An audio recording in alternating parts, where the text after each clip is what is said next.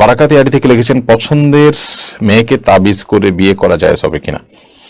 পছন্দের মেয়েকে আপনি বিয়ে করতে চান, বিয়ের আগে পছন্দ করে সেখানে এক ধরনের সম্পর্ক তৈরি করা, বিবাহ বহির্ভূত সম্পর্ক যেটি কে বলা হয় এবং যেটিকে আমরা আজকাল প্রেম ভালোবাসার নাম দেই, এটা সম্পূর্ণ নাজায়েজ একটি কাজ, এতে কোনো সন্দেহ নেই।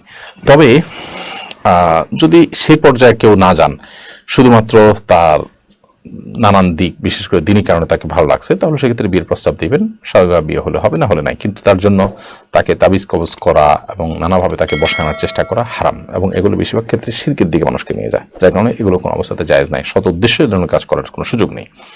আব্দুল হক লিখেছেন, খাবারের পর মিষ্টি খাওয়া কি সুন্নাত? খাবারের পর মিষ্টি খাওয়া সুন্নাত, এটি বহুল প্রচলিত একটি কথা। কোরআন বা হাদিসের কোনো ভিত্তি আসলে পাওয়া যায় না। নবী করিম সাল্লাল্লাহু আলাইহি ওয়াসাল্লামের বাসায় মাস রান্না পর্যন্ত হতো না, চুলায় আগুন জ্বলতো না, স্পষ্ট হাদিস রয়েছে। এবং তার বাসায় বহুদিন, দিনকে দিন এমন ছিল যে শুধুমাত্র খেজুর এবং পানি ছিল খাবার হিসাবে, আর কিছুই ছিল না।